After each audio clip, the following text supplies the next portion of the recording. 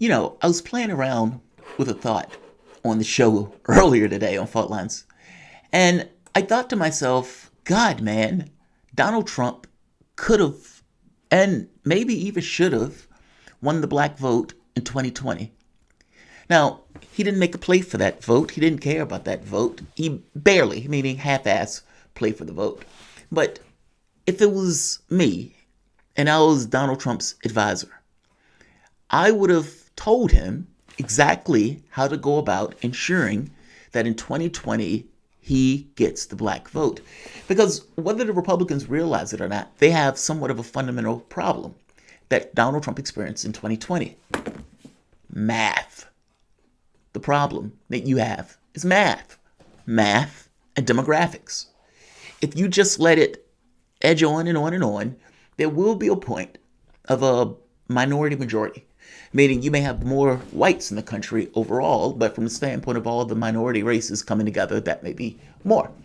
I'm making the point that when you're looking at the demographics of the various states, whether it's Georgia or Texas, Georgia and Texas could have went to Democrats this time around. Georgia did go to Democrats this time around. And to be more clear for that, Texas, and the reason Texas didn't go to Democrats is mainly because of Hispanics. The white voters actually backed Biden in an odd way.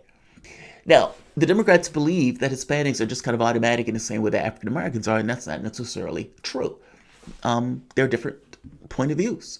And so that was on display in Texas, but still, the math for Texas is horrendous and will trend blue. I'm making the point that you've just lost Georgia. You may lose Texas the next time around.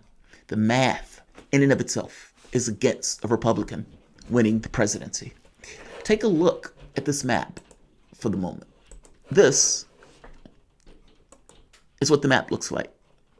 Now, keep in mind, Pennsylvania hadn't went to a Republican going back to like the 80s or something. It had been like 40 years, 40, 50 years.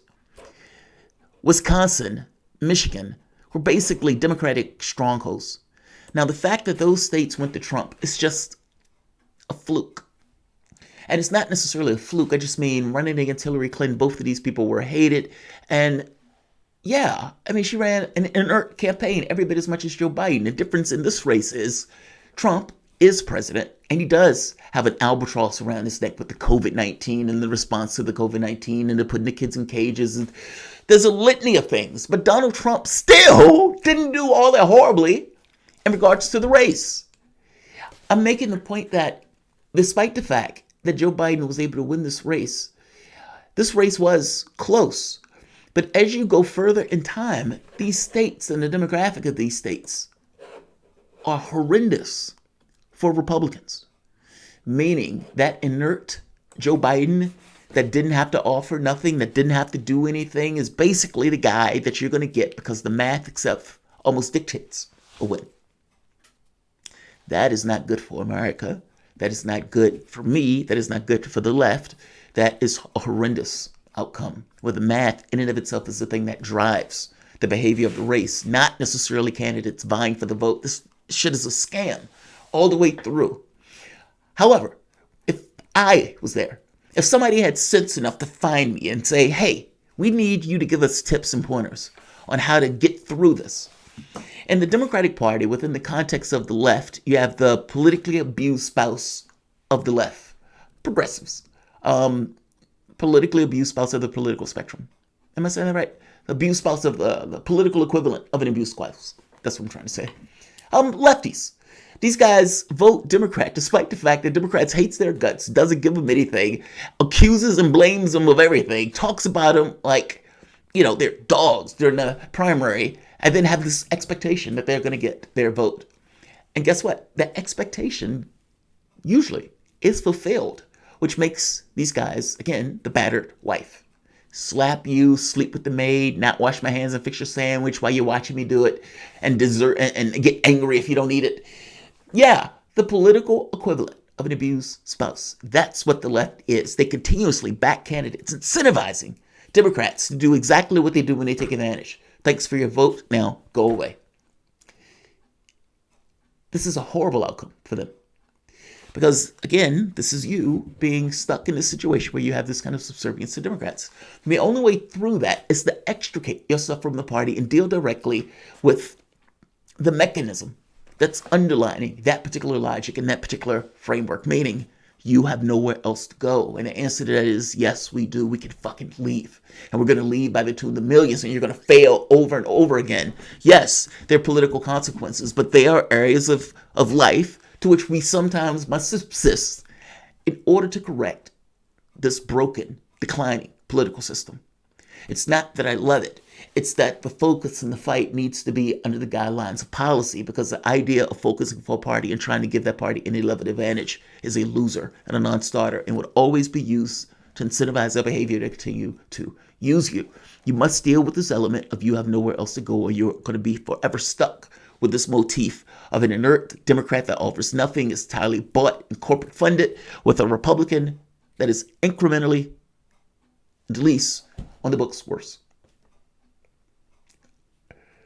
For Republicans, the mechanism that you have to deal with is math. The overwhelming, unrelenting power of math. And that's the thing that you need to deal with if you ever want to get a president in that office. It is not impossible. Trump could have did it.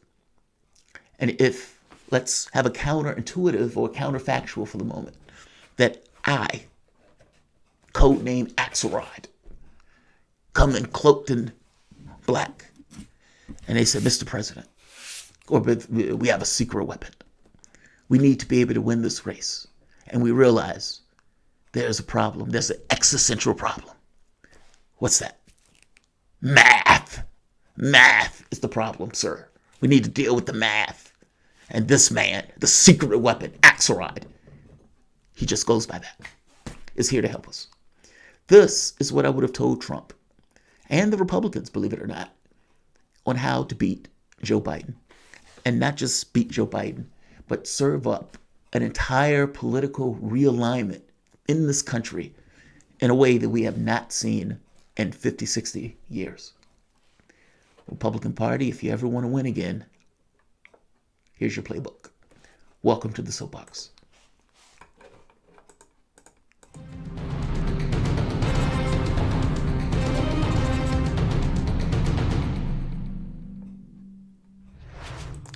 My name is Jamarl Thomas. This is the Progressive Soapbox.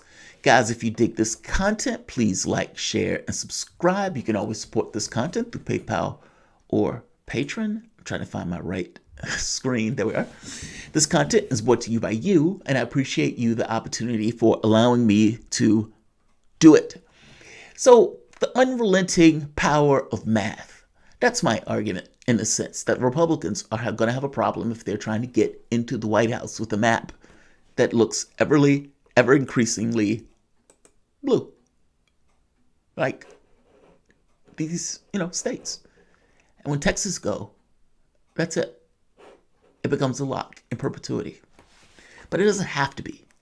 In the same way, it doesn't have to be a scenario where progressives continuously vote for Democrats. It doesn't have to be this way where these things are locked and these things are entirely either Republican or Democratic held strongholds, but it doesn't have to be that way.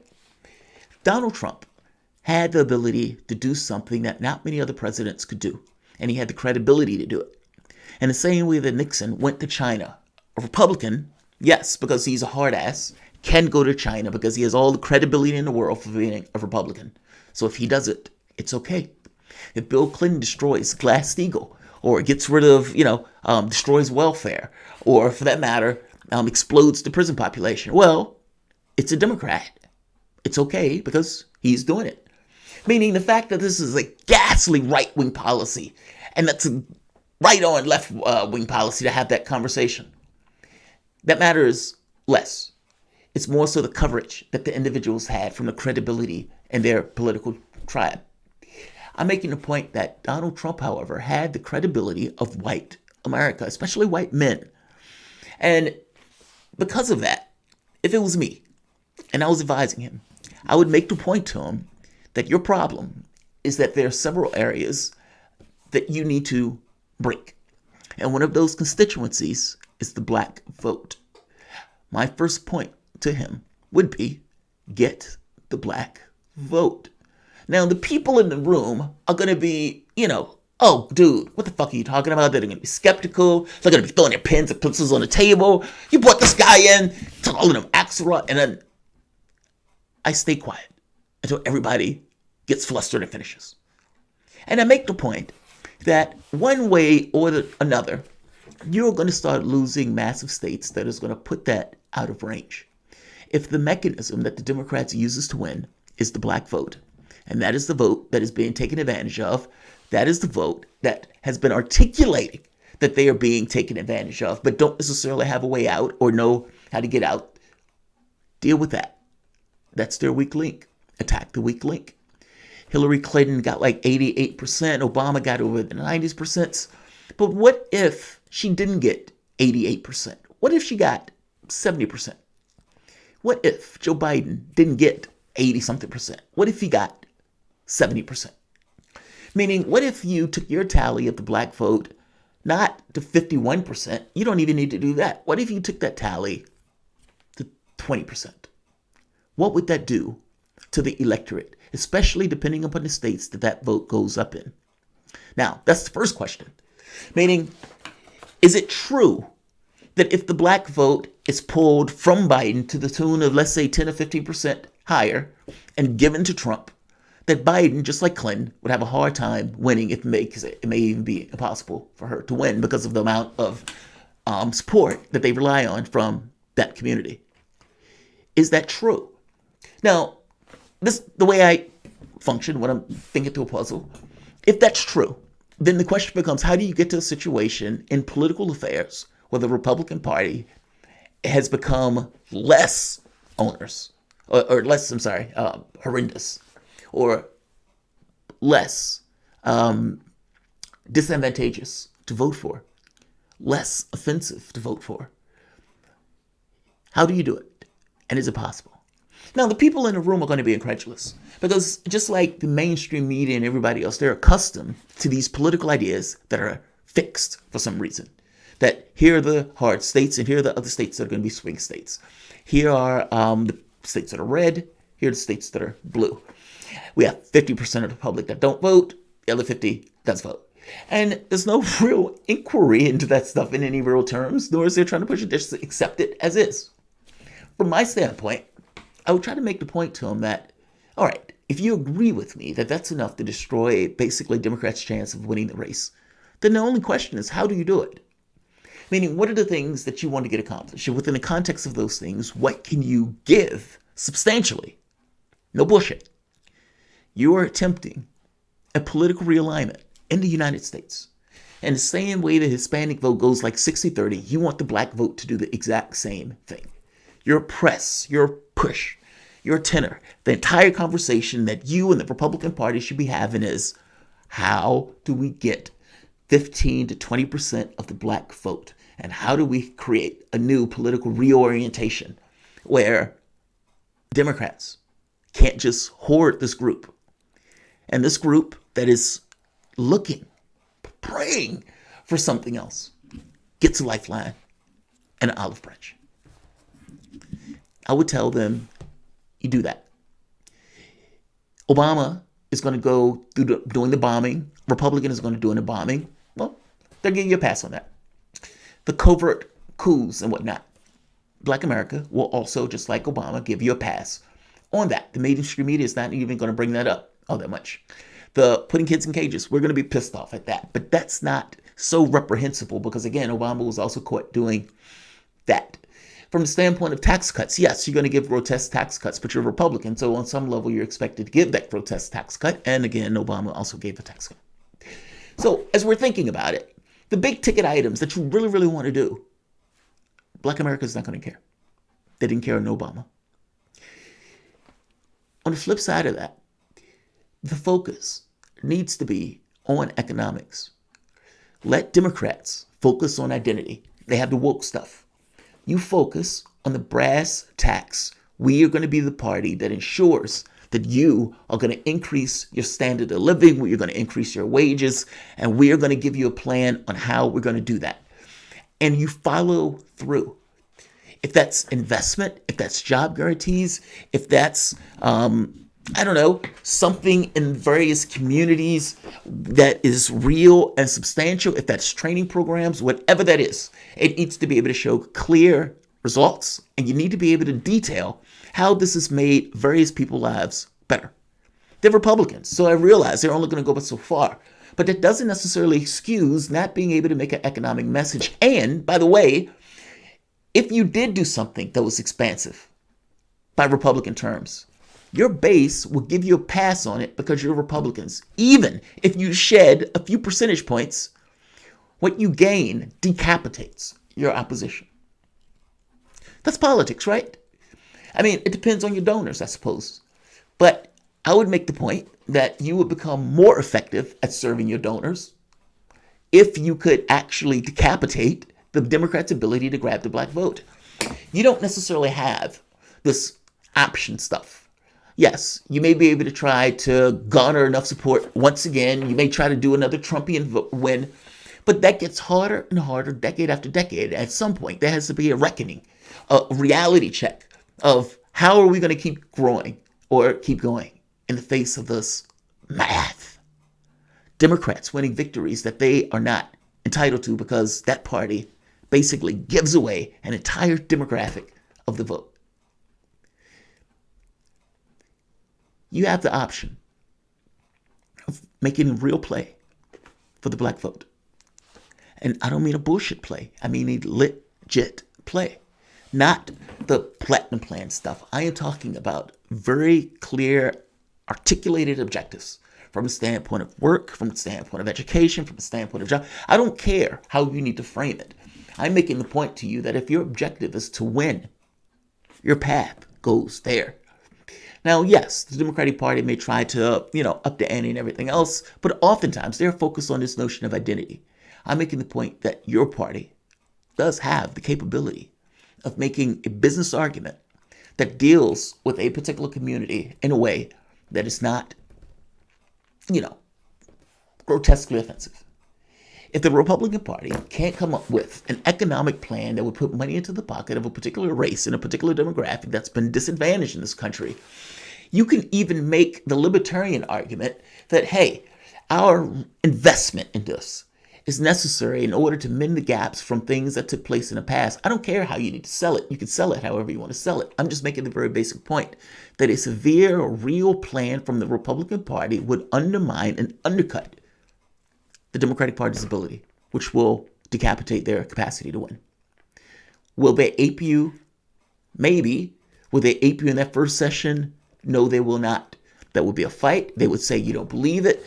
But I'm making the point that in the same way that Donald Trump was talking about the Platinum Plan, in the same way Donald Trump was bragging about, healthcare or not healthcare, the stimulus package, or staving off student loans for a period of time, or pushing away the PPP for a period of time, those loans. It kept the economy afloat. He bragged about that. And it's like, yeah, people like free stuff when those people are in desperate situations. And the COVID crisis was one of those cases. You have the opportunity. Trump had the opportunity. He was a maverick enough where he could have pulled that off while retaining his base while also attending to a disadvantaged population. And however you make that argument, you make that argument in a way as president from the bully pulpit from day one that is going to be your focus. If you say, I'm going to eliminate poverty in this country, then go about it. That has no way stopping you from doing this other stuff. If you're going to say, I'm going to do this for this particular community, do it. Or at the very least, try to. And have the public see you trying to do this. Will Democrats work with you or not is almost irrelevant. The very fact that you were doing it as a Republican to some degree will bring these sides almost, at the very least, to some level of a meeting of the minds. They go beyond this identity stuff and go to the base bottom of economics. When they say, who do you think does a better job of the economy, many people just reflexively think it's the Republicans. I think that's nonsense. But the fact that those people think that, and you can't come up with a cohesive argument that looks out for the best interests of this other community,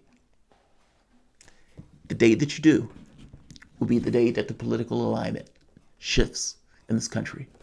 And up to this point, that hasn't happened. Donald Trump had the chance to do something just different. He wasn't tethered to either side. And I understand it's a reality show host going into the presidency, but still, he had the opportunity. And that opportunity had the chance, I would argue, to bring this country together in a way that was strange and weird, and yet potentially lasting. That is not clearly what he did. I'll leave this here. I just thought, there were potential and there were chances. And I honestly think those chances, to some degree, were squandered. He was going to do bad things, geopolitically and economically. But did it have to be from a domestic plan? Donald Trump could have did the environmental stuff. He could have been horrendous. And that one political strategy of trying to up the number of black support and not do it in a bullshit way. The Candace Owens nonsense is stupid. That's exactly the way Democratic Party does the politics, where it's theatrical. It's not a substance to it. I'm making the point that your lot in life is better fulfilled doing something like that, of undermining that vote where you can get that vote in perpetuity, as opposed to continuously playing around the edges and ceding that vote to Democrats. That map is getting bluer, and it's not because Democrats are doing anything great. It's entirely because of the numbers. Like, share, and subscribe. And by the way, I do have an ulterior motive. From the standpoint of the left, when you get a situation where the Democratic Party basically says, or the Republican Party says, I'm going to let you pee in a cup. And Democrat says, no, I'm going to let you pee in a ditch. And it's like, the ditch is supposed to be an upgrade from the cup. And yet, it's not. It is in a way, but yet it's kind of not in comparison to what could have been done. It's like the Republican Party has such a poor, what am I looking for? A poor set of ideas that ultimately it's special interests or people who aren't necessarily high, let's say, focused political voters, or people who don't necessarily care about their economic self-interest, but they care about some kind of other special interests. I am talking about something different. I'm talking about something different. Do you want to win or do you want to win? But we'll see. I mean, I just don't see how Republicans can keep going this very specific way. But I could be wrong. I don't think it's impossible. Trump upped his number with the black vote. I think they're like 13% in the exit poll from like 8%, or to 11%, I'm sorry, from like 8%. And that's with like this kind of modest talk of the Platinum Plan. Well, I'm saying go further. If the belief is that Donald Trump will alienate his base, it's like, I don't buy that, at least not entirely. And for the people who are alienated by that, and for the most part lose faith in Trump because Trump is reaching out to mend the wounds of the past, those type of things. I mean, that's the argument that I think needs to be made. And look, create an economic justification for it. But it would make Trump, A, win, but B, beyond the point of winning, create a new political realignment in this country in a way that we have not seen in a while. Like, share, and of course, subscribe.